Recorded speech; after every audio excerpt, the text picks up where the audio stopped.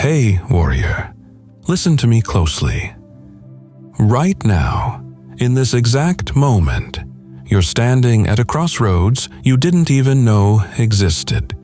You're scrolling through your life like it's a feed that refreshes every morning, waiting for something to change, waiting for the universe to tap you on the shoulder and whisper, "Now, this is your moment." But that tap never comes. And while you wait, while you hesitate, while you tell yourself you need just one more sign, one more confirmation, one more perfect alignment of circumstances, your last chance is walking past you in silence. The opportunity you've been preparing for, it came and went while you were checking if you were ready. The relationship that could have transformed you, it moved on to someone who didn't need a guarantee before saying yes. The career path that aligned with your soul, someone else took it while you were calculating the risks. And now, you're here, wondering why life feels like watching your own potential fade in real time. Marcus Aurelius, the most powerful man in the ancient world, a man who had everything to live for and everything to lose, wrote in his private journal, "You could leave life right now." Let that determine what you do and say and think. Think about that. The most powerful human being on earth, with armies at his command, with unlimited resources, with the ability to shape history, and he spent his nights reminding himself that none of it mattered because he could die at any moment. He wasn't trying to scare you. He was trying to wake you up. Because the truth that most people spend their entire lives running from is this: time doesn't care about your readiness. Opportunity doesn't wait for your comfort. Death doesn't check your to-do list before it arrives.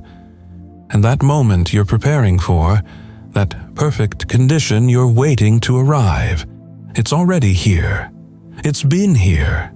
It's disguised as this Monday morning, this difficult conversation, this uncomfortable choice you're avoiding right now. You want to know what's tragic? It's not that you don't have opportunity. You're drowning in opportunity. You have access to more information, more tools, more possibilities than any generation in human history. You can learn anything, connect with anyone, start anything right now from wherever you are. The tragedy isn't lack of opportunity. The tragedy is that you're waiting for the right time, waiting for the right feeling, waiting for confirmation that you won't fail, waiting for a sign that never arrives because you're looking for permission that you don't need. And while you wait, while you prepare, while you consume one more video about transformation without ever actually transforming, your life is passing. Not slowly, not later, right now. This very second that just passed, you'll never get it back. And the next one, gone. And the next one, gone. You're not living on pause, you're just living the wrong life. A life of perpetual preparation, a life of endless tomorrow.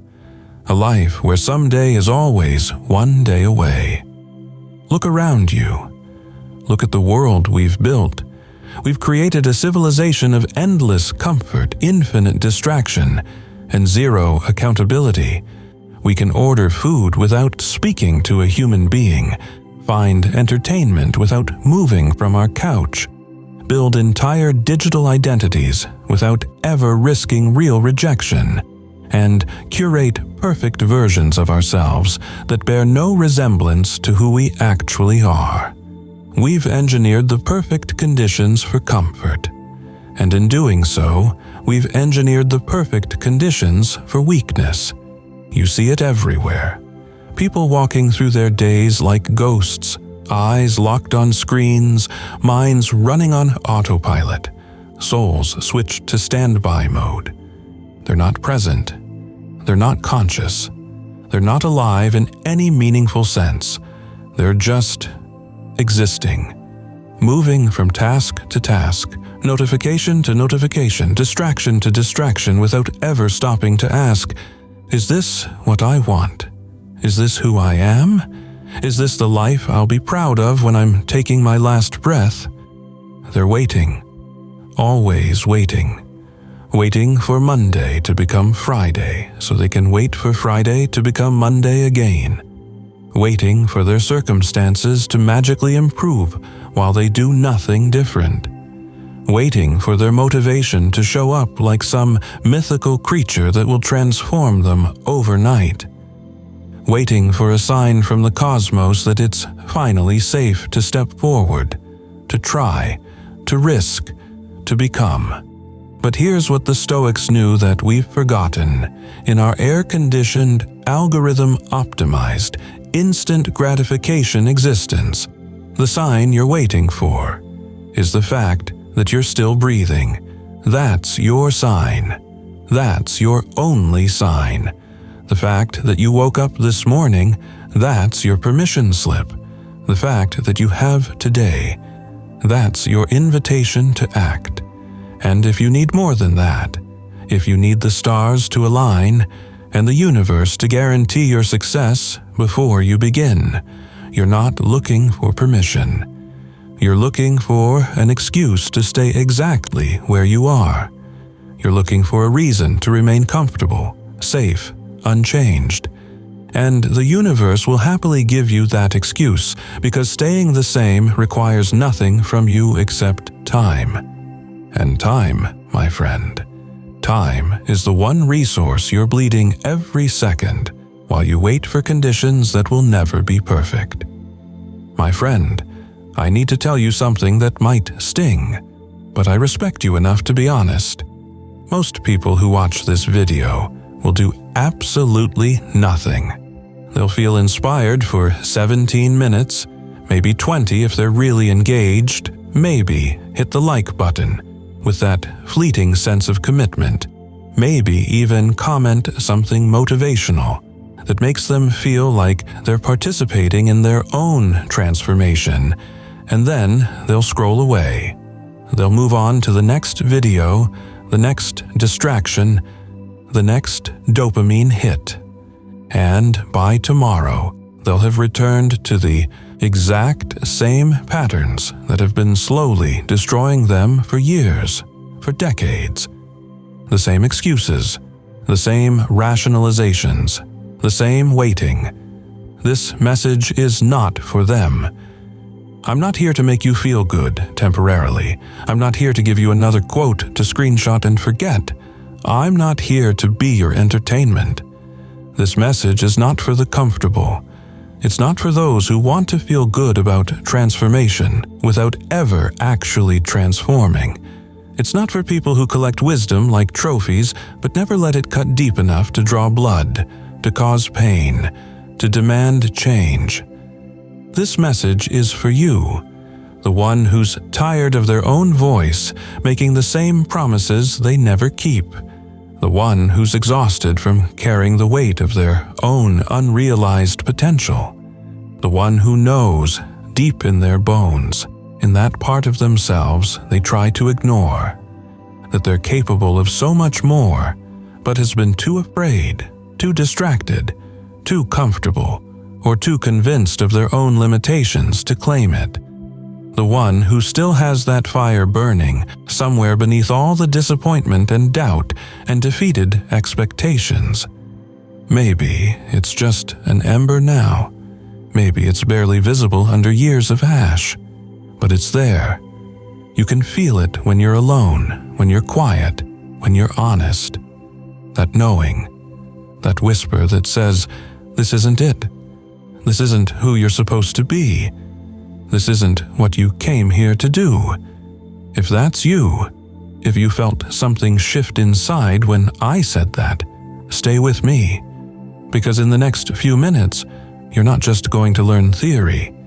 You're going to be handed 5 Stoic laws, 5 ancient truths that have transformed emperors and slaves, warriors and philosophers, and if you let them, they will transform you too.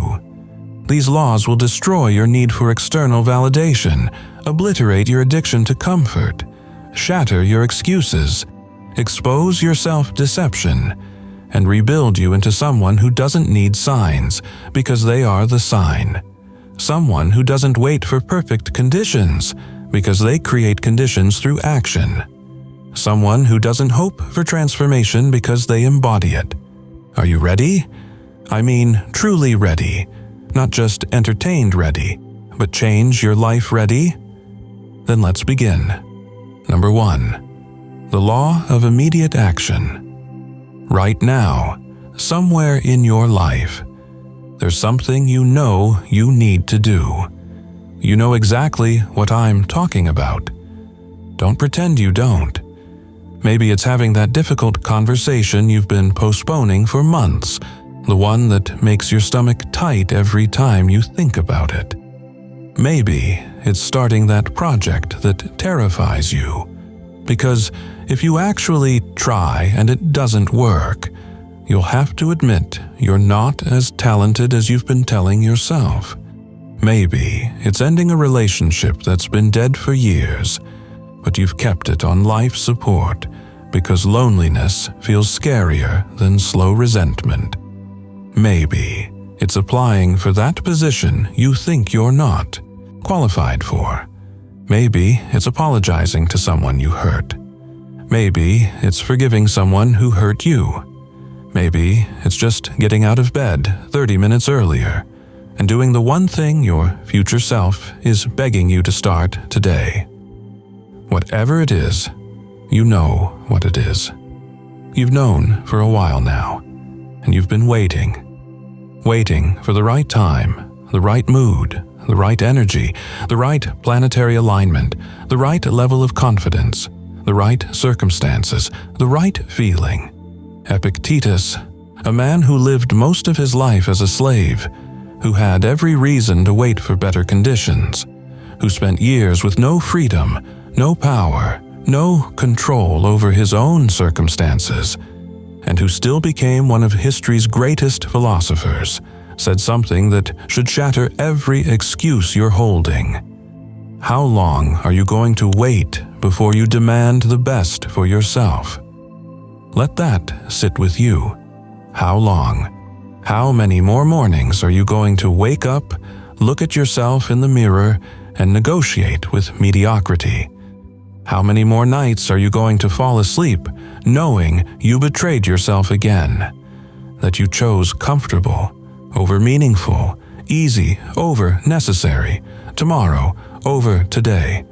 How many more weeks, months, years are you going to waste waiting for a version of yourself that only arrives through the action you're avoiding? Here's what average people do, and I mean this literally. This is the pattern that keeps billions of humans stuck in lives they don't want. They wait for motivation to strike like lightning before they act. They scroll through transformation videos like this one, read quote after quote, save posts for later, collect tools and strategies and frameworks like they're building an arsenal, and then they wait.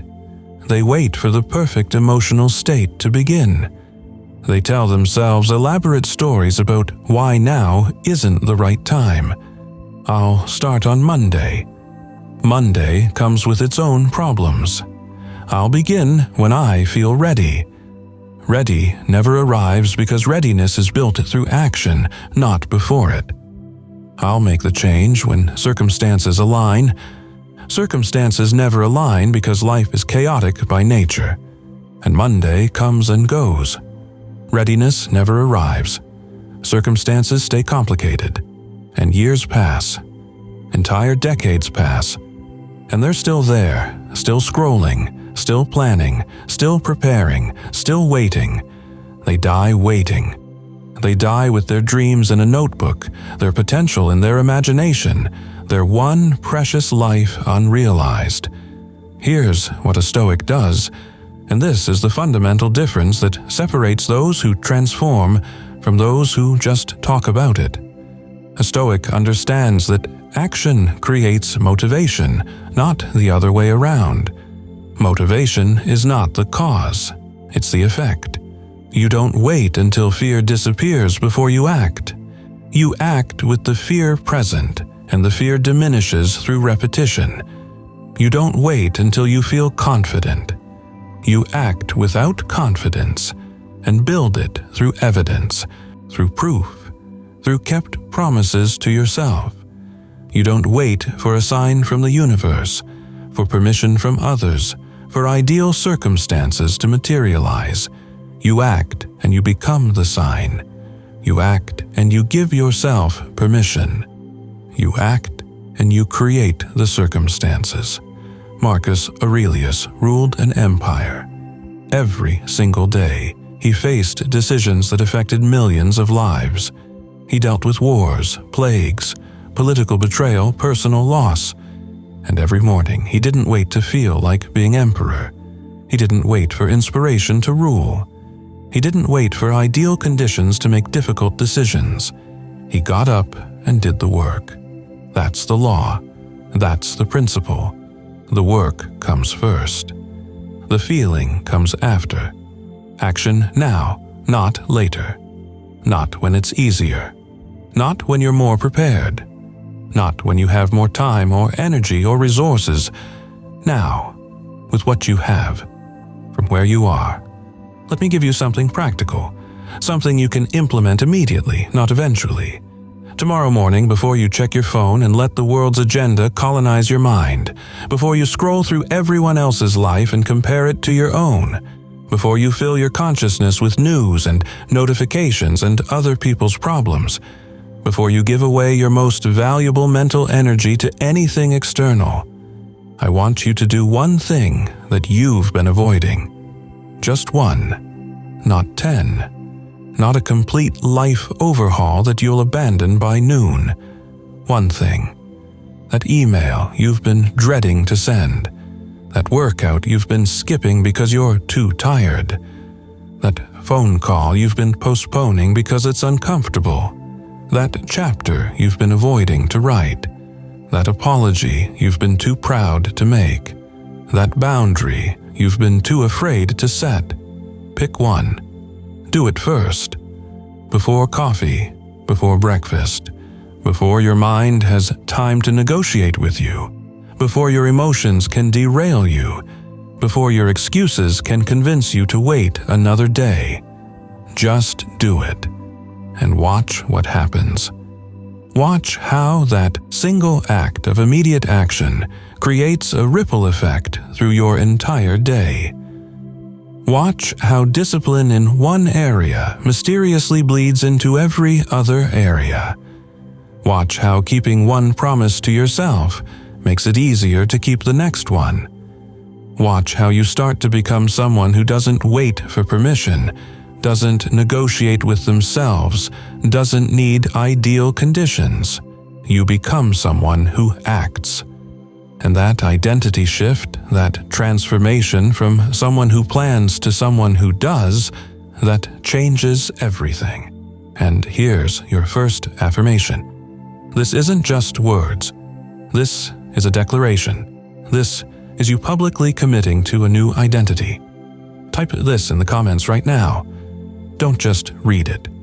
Don't just think it. Type it. Say it out loud as you type it so it registers not just in your fingers, but in your nervous system, in your body, in your consciousness. Type, I act now, I do not wait. Say it. Type it.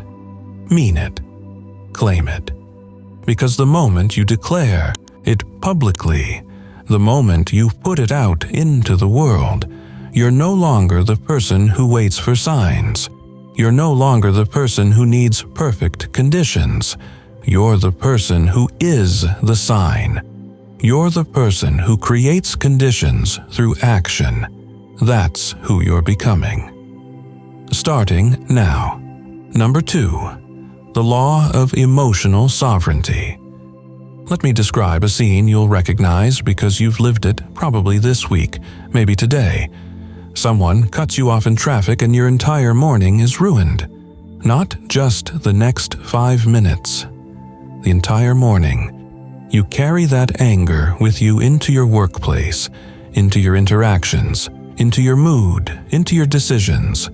Your boss sends a passive-aggressive email at 9:30 in the morning, and you spend the next 3 hours mentally drafting revenge responses, imagining conversations, rehearsing arguments you'll never actually have. Someone doesn't text you back fast enough, and suddenly you're questioning your worth, replaying every interaction, wondering what you said wrong, creating elaborate stories about why they're ignoring you. A stranger online, someone you'll never meet, someone whose name you won't remember tomorrow, disagrees with your opinion, and you can't sleep because you're still arguing with them in your head, still defending yourself to an audience of one. This is the modern condition. This is what we've become. We've given our inner peace to everyone else.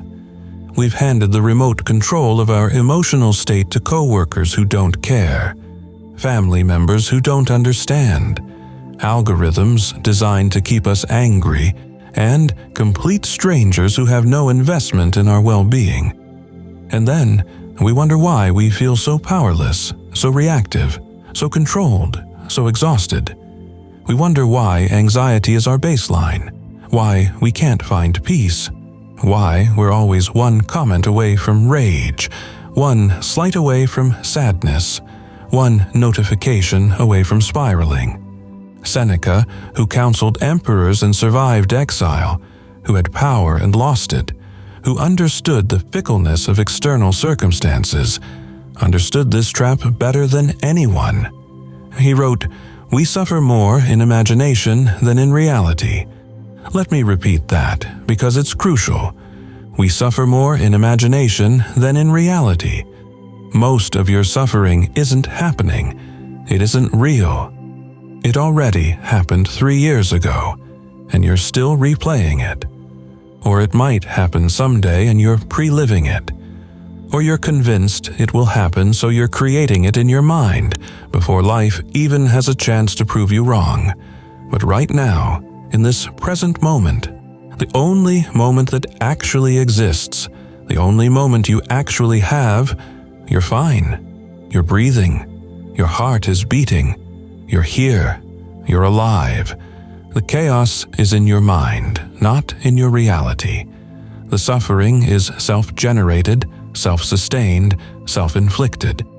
And until you accept that brutal truth, you'll spend your entire life giving your power away and wondering why you feel so weak.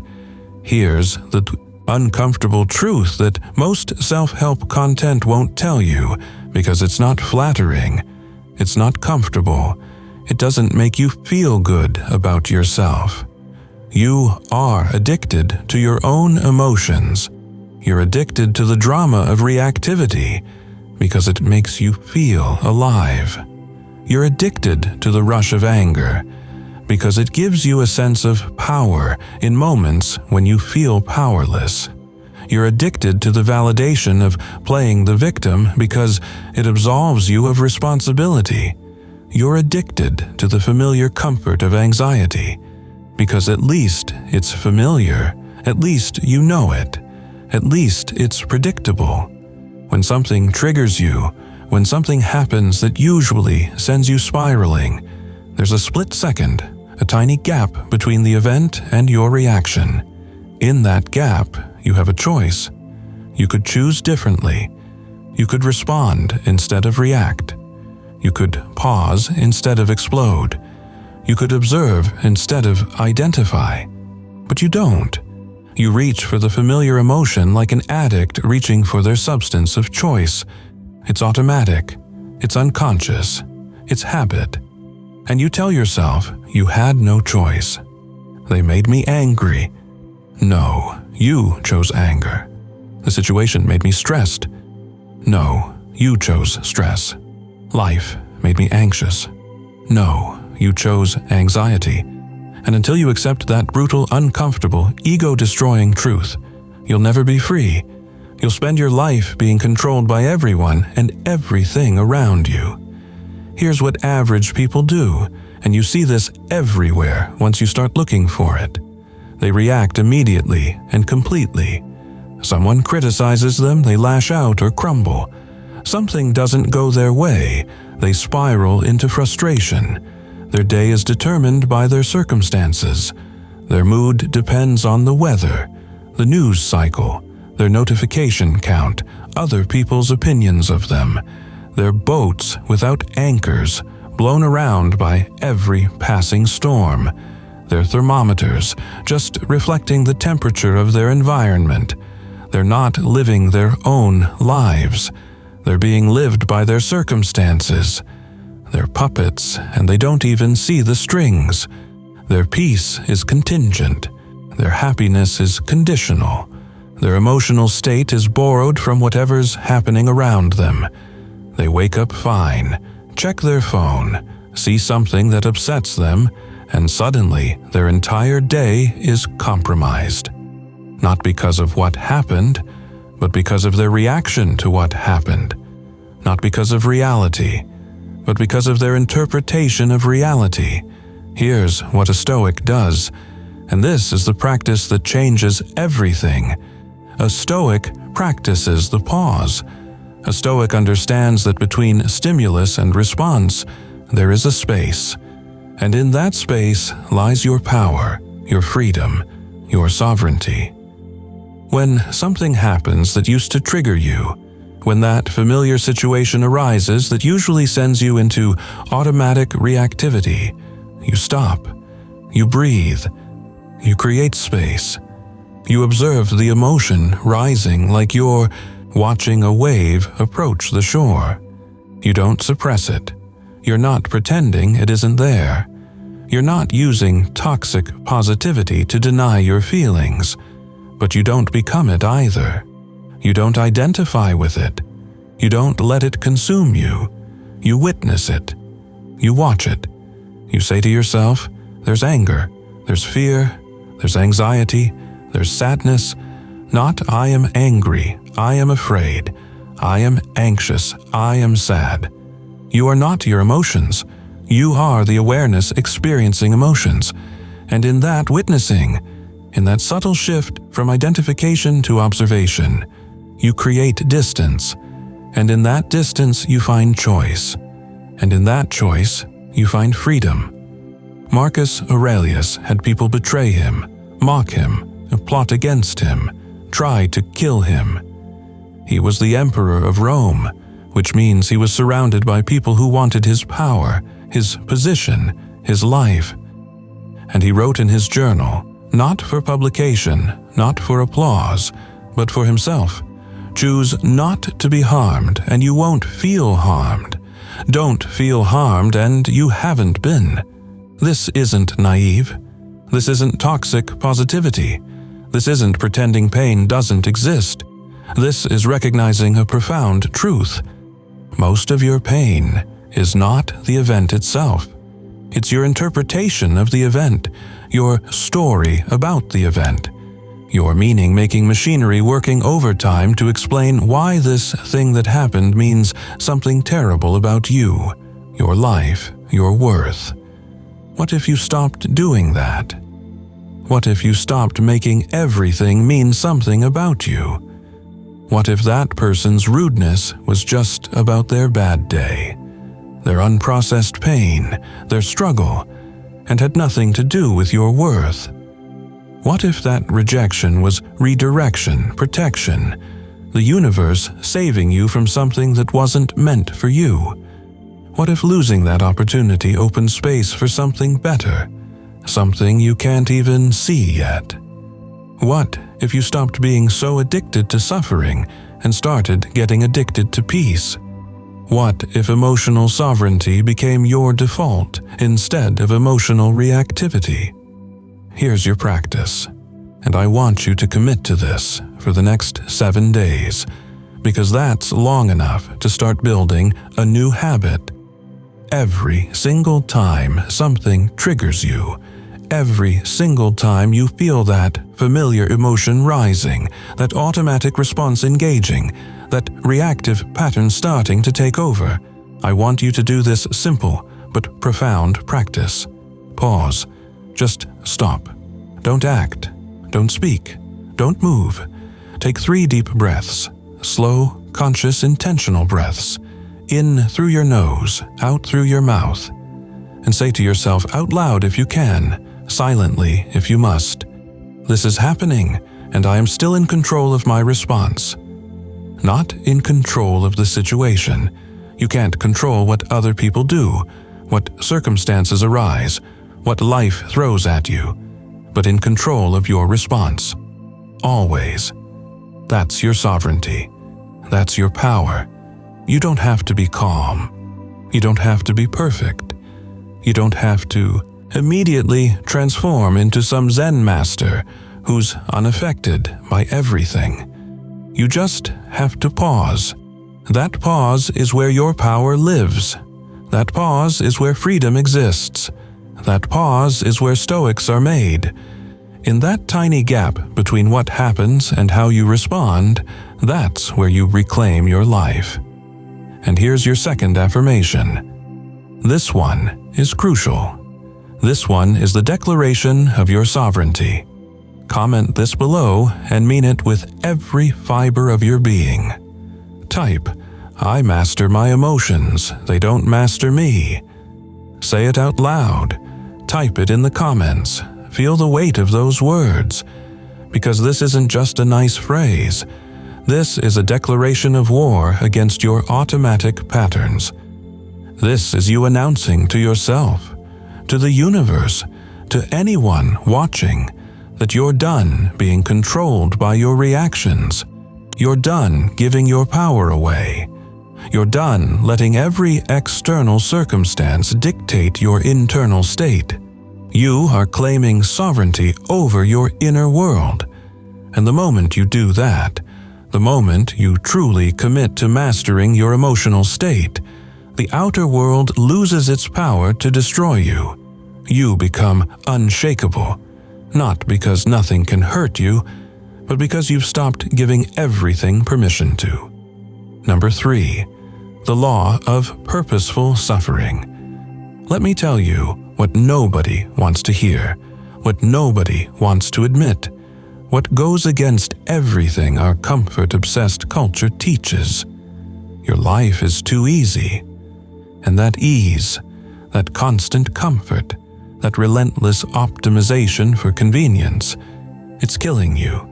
It's killing your potential. It's killing your strength. It's killing the person you could become. You've optimized for comfort so completely, so thoroughly, so successfully, that you've engineered your own weakness. Think about it. You have climate control, so you never face the elements, never feel too hot or too cold. You have delivery services, so you never have to walk, never have to move, never have to exert yourself.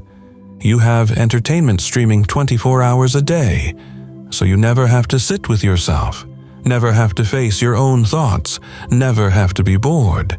You have medications for every tiny discomfort, apps for every inconvenience, shortcuts for every challenge. And somewhere along the way, in this quest for maximum comfort and minimum effort, you forgot something crucial. You forgot that growth only happens in discomfort, that strength only comes from resistance, that the person you want to become, that stronger, more capable, more resilient version of yourself, that person lives on the other side of the things you're currently avoiding. That person is forged in the fire of difficulty, and you're hiding from the fire. The Stoics didn't just tolerate discomfort. They didn't just accept it when it came.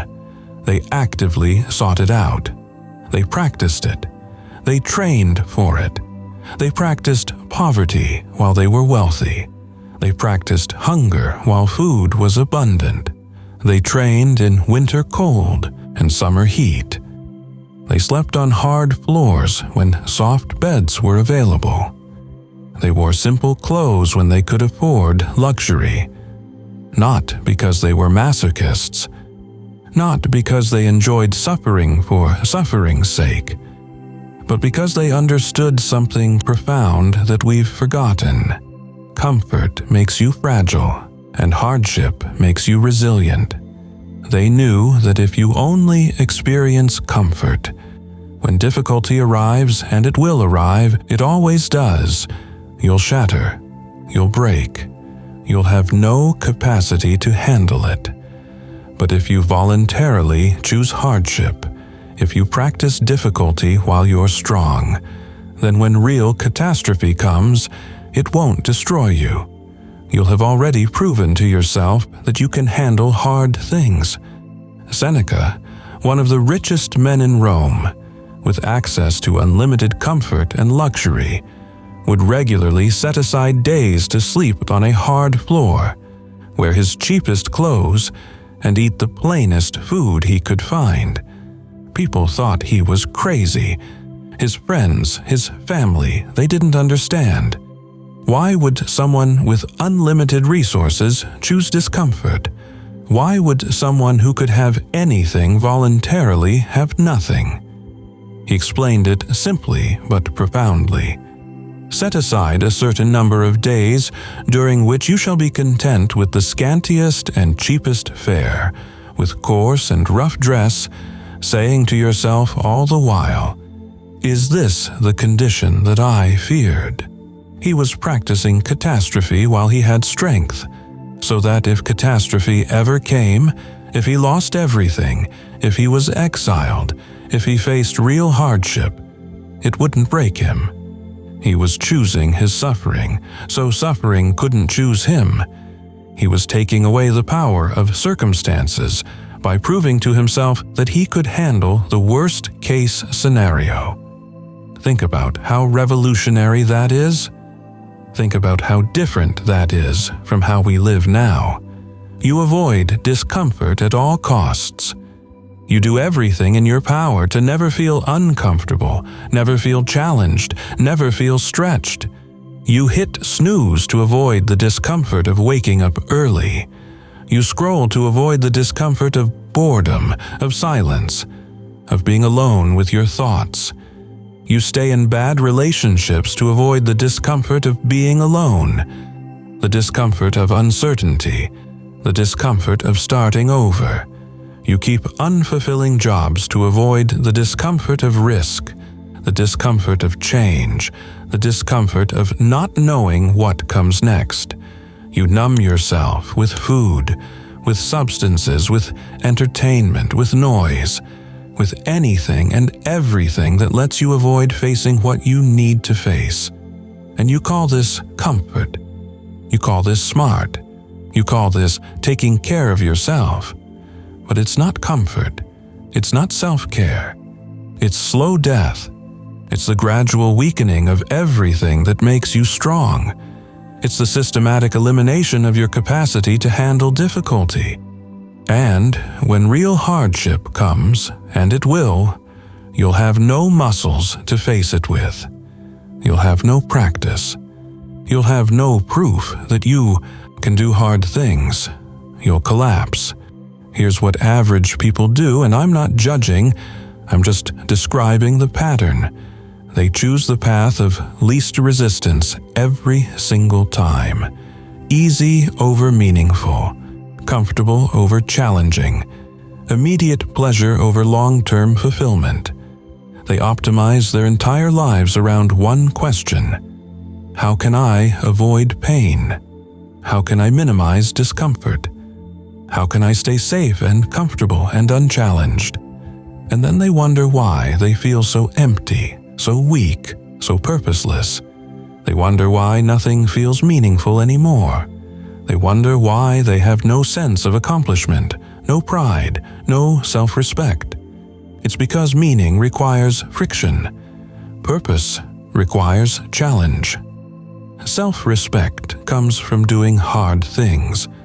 You can't build strength without lifting weight. You can't build endurance without pushing past fatigue. You can't build character without facing difficulty. You can't build a life worth living by avoiding everything hard. It's impossible.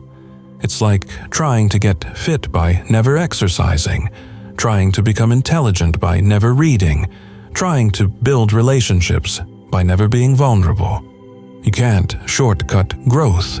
You can't comfort your way into strength. Here's what a Stoic does, and this is the practice that separates the strong from the fragile. A Stoic chooses discomfort strategically. They seek it out. They train in it. Cold showers when warm ones are available. Hard workouts when rest is tempting. Difficult conversations when silence is easier. Fasting when food is abundant. Silence when noise is everywhere. Early mornings when late starts are possible. Manual labor when they could pay someone else. Walking when they could drive. Discomfort when comfort is accessible. Why? Because every time you choose the harder path when the easier path is available, every time you voluntarily do something difficult when you could do something easy, you're not just completing a task. You're casting a vote for the person you want to become. You're training your will. You're building discipline. You're proving to yourself that you can do hard things. And that self-trust, that confidence that comes from keeping promises to yourself, that evidence that you're capable of more than comfort, that transforms everything. It changes how you see yourself. It changes what you think you're capable of. It changes what you're willing to attempt. Marcus Aurelius, in the middle of running an empire, wrote something that should be etched into every modern person's mind. You have power over your mind, not outside events. Realize this, and you will find strength. The outside world will always be chaotic. There will always be challenges, setbacks, pain, loss, difficulty, things you can't control. You can't change that. Life is hard. Circumstances are unpredictable. People will disappoint you. Plans will fail. Losses will occur. But you can control how you show up to face it all. You can control your response. You can control your discipline. You can control whether you train in difficulty or hide from it. And you practice that control by voluntarily choosing challenges before life forces them on you. You prepare in peace for what might come in war. You build your capacity in comfort so that when discomfort arrives uninvited, you're ready. Here's your practice. Starting tomorrow, and I mean literally tomorrow. Not someday, not eventually, not when you feel like it. Tomorrow, I want you to pick one area of comfort in your life and intentionally destroy it. Pick something that's comfortable, something that's easy, something that you do because it feels good, and replace it with the harder version. Wake up earlier than you want to. Take a cold shower even though hot water is available. Work out even though you're tired. Have the conversation you've been avoiding even though it's uncomfortable. Fast for a meal even though food is accessible. Sit in silence for 20 minutes even though distractions are calling. Delete an app that's stealing your attention even though it's entertaining. Remove something from your life that's making you weak. Pick one thing, just one. Not to punish yourself. Not because you hate yourself, but because you love the person you're becoming. Because that person, that stronger, more capable, more resilient version of you, that person doesn't run from discomfort. That person runs toward it. That person seeks it out. That person understands that every moment of voluntary discomfort is an investment in their future strength. And here's your third affirmation. This one requires courage to type because you're declaring war on your addiction to comfort. Comment below, say it out loud, feel the weight of these words. I choose difficulty, it makes me strong. Type it. Say it. Mean it. Commit to it. Because the moment you stop running from hard things and start running toward them, The moment you stop avoiding discomfort and start seeking it, the moment you understand that growth lives in challenge, you become someone that life can't break. You become someone who's prepared, someone who's resilient, someone who's strong. You become a Stoic. You become unbreakable, not because nothing can hurt you, but because you've trained in hurt. You've practiced difficulty. You've proven to yourself that you can handle whatever comes. And that changes everything. Number 4, the law of detachment from outcomes.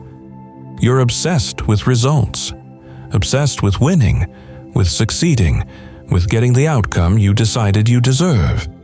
You've convinced yourself that happiness lives on the other side of achievement, that peace comes after accomplishment, that you'll finally be okay when you get the promotion, the relationship, the body, the recognition, the thing you've been chasing.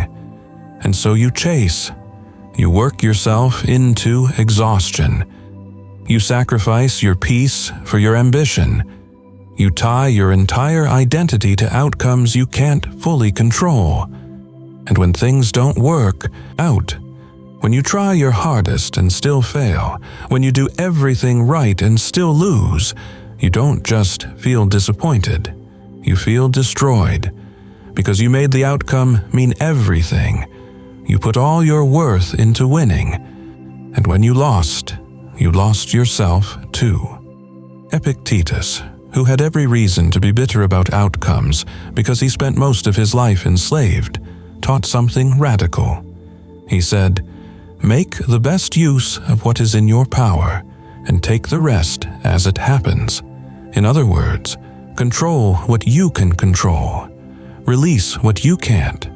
Focus on your effort, your attitude, your choices. Let go of outcomes.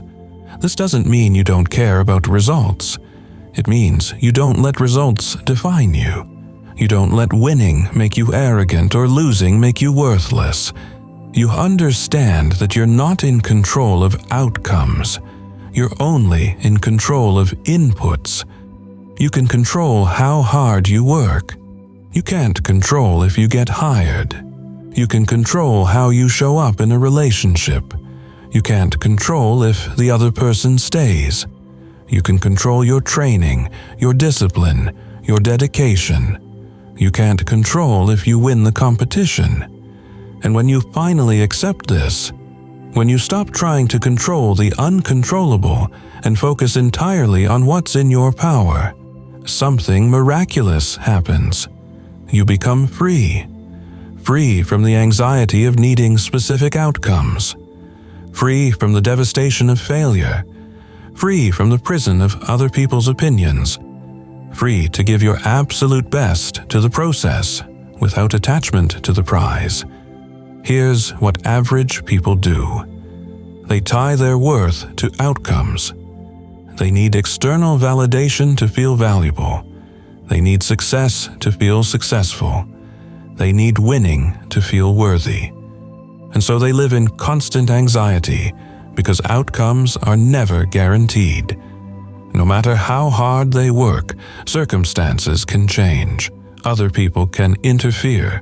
Luck can run out. And when things don't go their way, they collapse. They take it as evidence that they're not good enough. They quit. They give up on themselves. They confuse a failed attempt with being a failure. Here's what a Stoic does. A Stoic separates process from outcome. They commit completely to what they can control and remain indifferent to what they can't. They show up fully, give maximum effort, make the best decisions they can with the information available. And then they release the outcome. If they win, great. They enjoy it without becoming attached to it. If they lose, fine. They learn from it without being destroyed by it. Their identity isn't tied to winning or losing. Their identity is tied to showing up, to doing the work, to being the kind of person who acts with integrity regardless of results. Marcus Aurelius managed an empire. Victory and defeat, Success and failure, these were daily realities for him. And he wrote, "Waste no more time arguing what a good man should be. Be one." He didn't focus on outcomes. He focused on character. He focused on showing up with virtue, with excellence, with wisdom. And he let the results be what they would be. Think about how this changes everything. If your worth isn't tied to outcomes, rejection can't destroy you. If your identity isn't tied to winning, failure can't define you. If your peace isn't dependent on circumstances, nothing external can steal it from you. You become like water, flowing, adapting, persisting, not rigid and brittle, not fragile and reactive, fluid and resilient. Here's your practice. The next time you're pursuing something important, I want you to write down 2 lists. List 1, everything in my control. Your effort, your attitude, your preparation, your choices, your discipline. List 2, everything outside my control.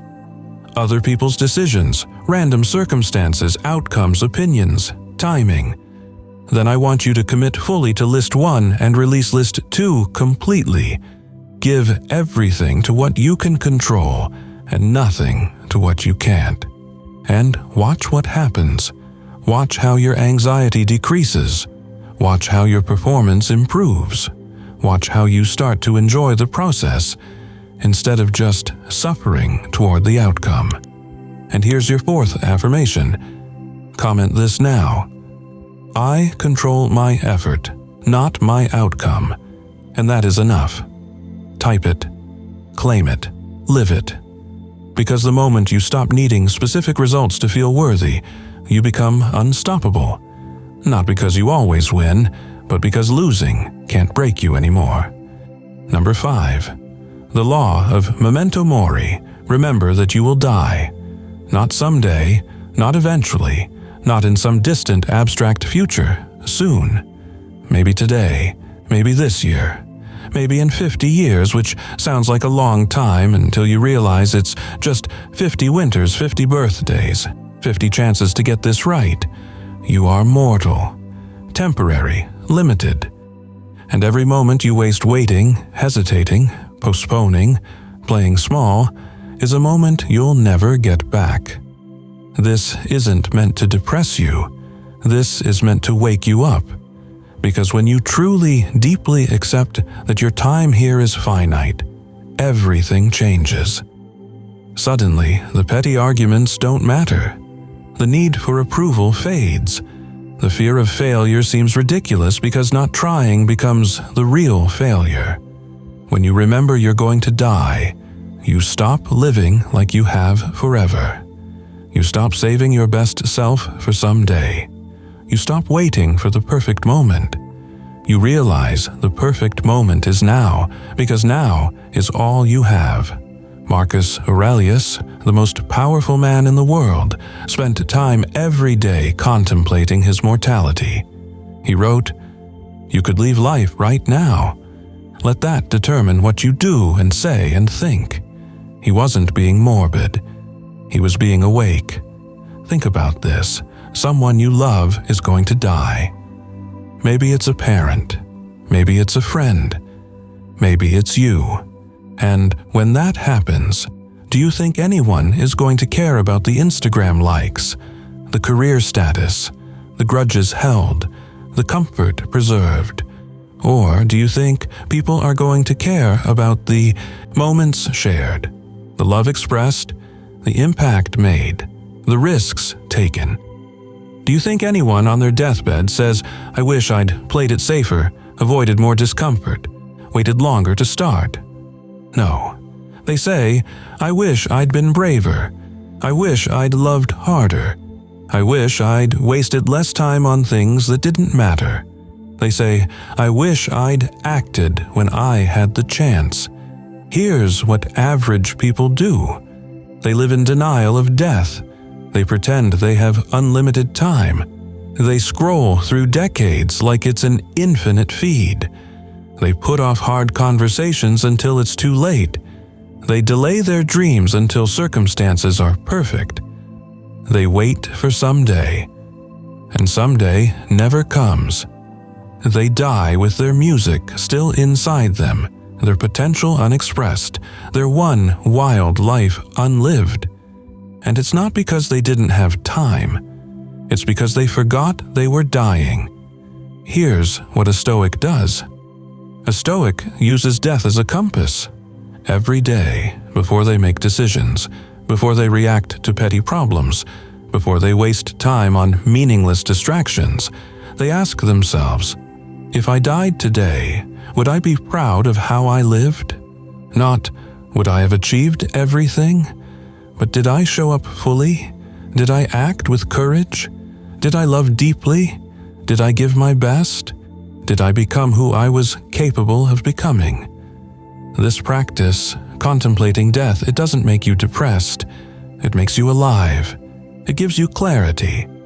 It cuts through all the noise and shows you what actually matters. Seneca wrote, "It is not that we have a short time to live, but that we waste a lot of it."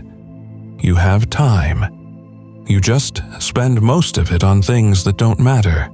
Checking notifications, arguing online, watching content that entertains but doesn't elevate, maintaining relationships that drain but don't nourish, working jobs that pay but don't fulfill, living other people's definition of success instead of your own. And all of this time wasting, it's possible because you've convinced yourself you have forever. You don't. Here's your practice, and this one is uncomfortable. Tonight, before you go to sleep, I want you to imagine this is your last day. Seriously, imagine you won't wake up tomorrow. Now ask yourself, did I waste today? Did I spend it on what matters or what's easy? Did I act with courage or hide in comfort? Did I express my love or assume there will be time later? Did I take the step I've been postponing, or did I wait for another sign? Be honest with yourself. And if the answer stings, if you realize you wasted today waiting for a better tomorrow, let that pain be useful. Let it fuel your commitment to not waste tomorrow. Because every morning you wake up, you've been given something precious. Another chance. Another 24 hours. Another opportunity to show up as the person you want to become. Don't wait until you're on your deathbed to realize what you had. Realize it now, while you still have time to do something about it. And here's your final affirmation. Comment below, "I will not waste another day. I am alive and I will act." Say it. Type it. Commit to it. Because life is not a dress rehearsal. This is it. This is your one shot. And the clock is ticking. My friend, we've covered a lot in this short time together. 5 laws that can transform how you move through this world. The law of immediate action. Stop waiting for signs and become the sign. The law of emotional sovereignty. Master your inner world so the outer world can't control you. The law of purposeful suffering. Choose discomfort strategically to build strength. The law of detachment from outcomes. Focus on effort, release results, find freedom. And the law of memento mori. Remember you will die, and let that memory make you alive. These aren't just ideas. These aren't motivational concepts you consume and forget. These are practices, daily disciplines, ways of being that will either remain abstract philosophy or become the foundation of your transformation. And the difference between those two outcomes is simple. Action. Will you act on what you've learned here? Or will you scroll away and return to the same patterns that have been slowly draining your potential? Here's what I know about you. If you've made it this far, if you're still here, still listening, you're not average. Average people quit at discomfort. They scroll past anything that challenges them. but you stayed. That tells me something about you. That tells me the fire isn't out. It might be dim. It might be buried under layers of disappointment and doubt, but it's still there. And all it needs is your decision to feed it. The Stoics believed in something called the view from above. Imagine you could rise up above your life, above your city, above the planet, and look down at yourself in this moment. From that perspective, how small would your fears look? How insignificant would that anxiety seem? How obvious would the right choice become? When you zoom out, when you see the bigger picture, you realize that most of what stops you isn't real. It's stories you've told yourself. It's comfort you've mistaken for safety. It's fear dressed up as wisdom. And when you see through those illusions, when you strip away the excuses and face what's real, you're left with a simple truth. You know what you need to do. You've always known. And the only question that matters is, will you do it? Will you finally stop waiting for perfect conditions and start building with what you have? Will you stop looking for signs and start creating evidence? Will you stop living like you have forever and start living like this might be your last chance? Because here's the brutal reality that we've been dancing around this entire time. You will miss your last chance. Not because it wasn't there, not because the universe failed you, but because you were waiting for a sign instead of acting like a Stoic. You were waiting for permission instead of taking responsibility. You were waiting for someday instead of choosing today. Marcus Aurelius, hours before battle, knowing he might die, knowing the empire might fall, knowing nothing was guaranteed, wrote these words: "Waste no more time arguing what a good man should be. Be one." He didn't wait. He didn't hope. He didn't look for signs. He acted. He showed up. He became. And that's your invitation now, not to be perfect, not to have it all figured out, not to wait until you're ready, but to start, to act, to become, starting right now, in this moment, with whatever you have, wherever you are. Become the person you've been waiting to meet. Stop negotiating with mediocrity. Stop betraying yourself with comfort. Stop pretending you don't know what needs to be done. You know, deep down, beneath all the noise and distraction and excuse-making, you know. And the Stoics would tell you that knowing is not enough. Knowledge without action is just entertainment. Wisdom without implementation is just philosophy. And you didn't come here for entertainment or philosophy. You came here for transformation. So let me ask you directly, are you ready? Are you ready to stop waiting and start acting? Are you ready to stop being a passenger in your own life and become the driver? Are you ready to trade comfort for growth, safety for courage, someday for today? If you are, if that fire inside you just sparked brighter, then I need you to do something right now, not later, not after you think about it. Now, I need you to comment below your truth. Tell me which of these 5 laws hit you the hardest. Tell me what you're going to stop waiting for. Tell me what action you're going to take today, not tomorrow, not next week, today. Make a public declaration. Not for me, for you. Because when you declare something publicly, when you put your intention into the world, it becomes real. It becomes a commitment. It becomes the first step of your transformation. And then I need you to do something else.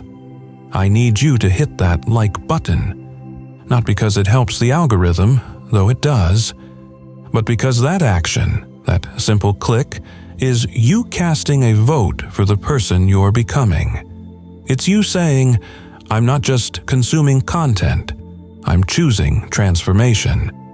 And then subscribe.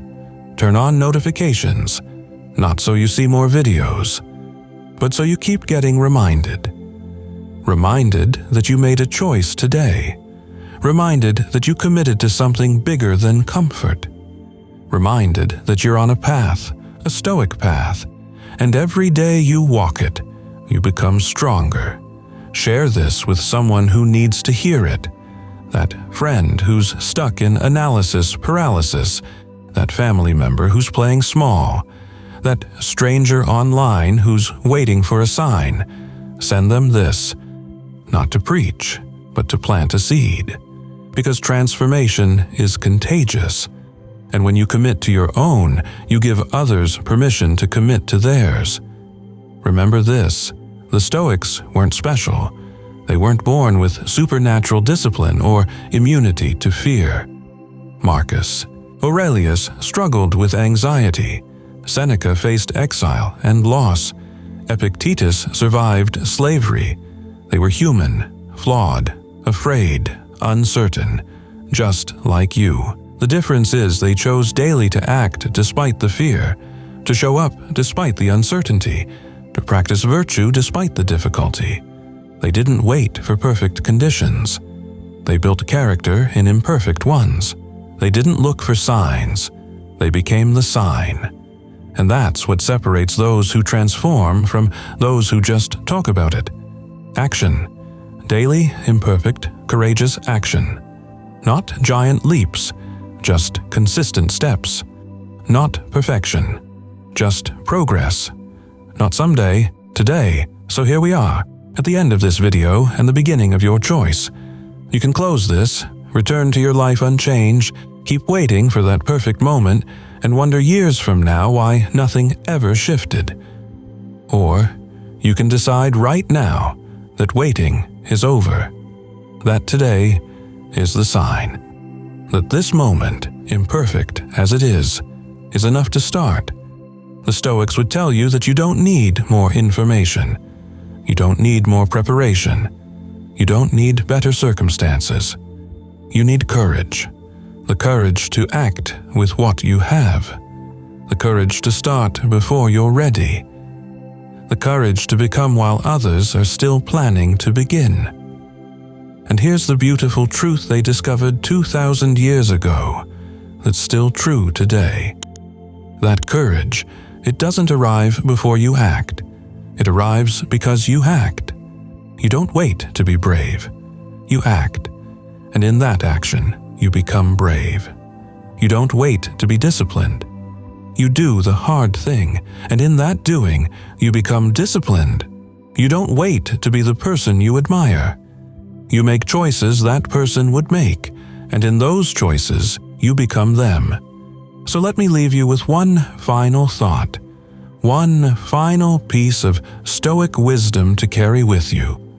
Marcus Aurelius, the philosopher king, the man who had everything and still chose virtue over comfort, wrote this: "Very little is needed to make a happy life. It is all within yourself, in your way of thinking.